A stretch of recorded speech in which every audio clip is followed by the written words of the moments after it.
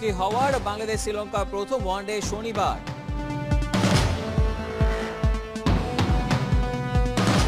ডাম্বুলা পিচের আচরণ রহস্যজনক হতে পারে বললেন রঞ্জিত ফার্নান্ডো। বাংলাদেশ শ্রীলঙ্কা দুই দলকেই করলেন সতর্ক।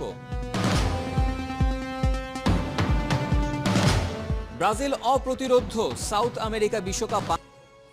রেকর্ড বই ঘাটলে দেখা যায় বাংলাদেশ শ্রীলঙ্কা ওয়ানডে লড়াইয়ে প্রায় সব রেকর্ডই শ্রীলঙ্কার পক্ষে। সেটা স্বাভাবিক, তবে সময় বদলাচ্ছে। ওয়ানডেতে এখন বেশ শক্ত দল বাংলাদেশ। শক্তি দিয়ে পরিসংখ্যান নিজেদের করে নিচ্ছে টাইগাররা।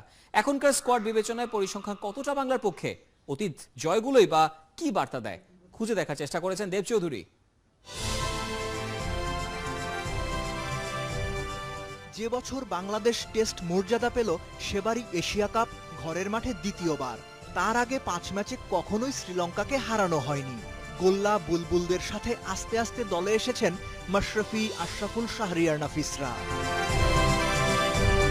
ছেলেগুলো মাঝে মধ্যে তাক লাগাতো, কিন্তু জিততে পারত না।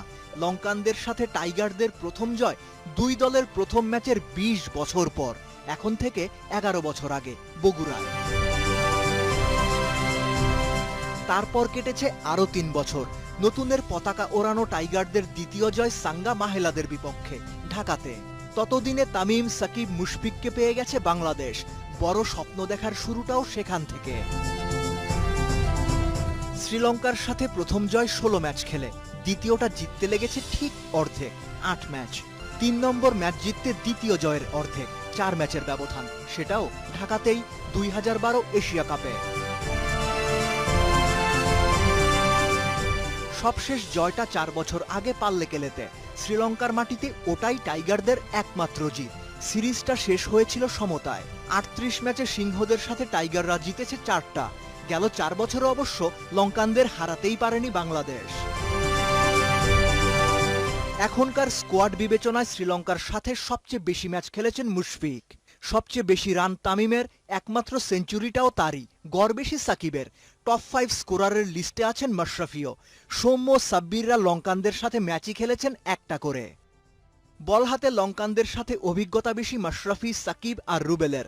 সাকিব ছাড়া কারো ইকোনমি 5-এর নিচে না। সব মিলে টাইগারদের ফ্রন্টলাইন বোলারদের পারফরমেন্স গড়পড়তা। মুস্তাফিজ তো শ্রীলঙ্কার সাথে ম্যাচই খেলেননি। শক্তি বিবেচনায় বাংলাদেশ ভালো অবস্থানে। সাঙ্গা, মাহেলা, দিলশানরা না থাকলেও টাইগার টেন্টে আছেন সাকিব, তামিম, মুশফিক, মাশরাফিরা। তাই পাল্লাটা হয়তো একটু হলেও ঝুঁকে থাকবে বাংলাদেশেরই দিকে। দেব চৌধুরী, 71। 17 বছর আগে তৈরি রঙ্গিরি ডাম্বুলা ইন্টারন্যাশনাল স্টেডিয়াম বরাবরই ব্যাটিং উইকেট হলেও এবার নাকি ভিন্নতা আসছে। 71কে লঙ্কান সাবেক ক্রিকেটার রঞ্জিত ফার্নান্ডো বলেছেন ডাম্বুলার পিচ রহস্যজনক আচরণ করতে পারে। আনপ্রেডিক্টেবল পিচ হলেও ফর্মের বিচারে এগিয়ে রাখছে বাংলাদেশকে। শ্রীলঙ্কার ডাম্বুলা থেকে উপলব্ধি রিপোর্ট। রাঙ্গিরির অতীত রেকর্ড সম্পর্কে ধারণা আছে সবার। সবাই জানে পুরোপুরি ব্যাটিং উইকেট এখানে। তারপরও ওয়ানডে সিরিজের আগে প্র্যাকটিসে নেমে উইকেট পরীক্ষা করেছে লঙ্কান টিম ম্যানেজমেন্ট। এই স্টেডিয়াম তৈরির পর খুব বেশি ম্যাচ আয়োজন হয়নি। সে কারণেই এই পিচ নিয়ে আগাম কিছু বলতে নারাজ নাম করা এই ধারাভাষ্যকর সাবেক Lankan great. Something for the quicker bowlers earlier on, and then there is spin. But being a 50-over match, one really can't make a prediction. Since there's not been too many matches going on here in the recent past, it's very difficult to make a prediction. সব মিলিয়ে 4টা pitch ডাম্বুলার স্টেডিয়ামে। তবে প্রথম one day হচ্ছে middle পিচেই। Wicket প্রস্তুতিতে নেমে পড়েছে কিউরেটর। দীর্ঘক্ষণ পানি দিয়ে ভিজিয়ে পিচটাকে রোল করা হয়েছে। রাঙ্গিরির দুটো ম্যাচই ফ্লাড লাইটের আলোয়। টসে জিতে ব্যাটিংটাই পছন্দ হতে পারে দুই দলেরই। সিদ্ধান্তটা ঠিক হবে তো সফট।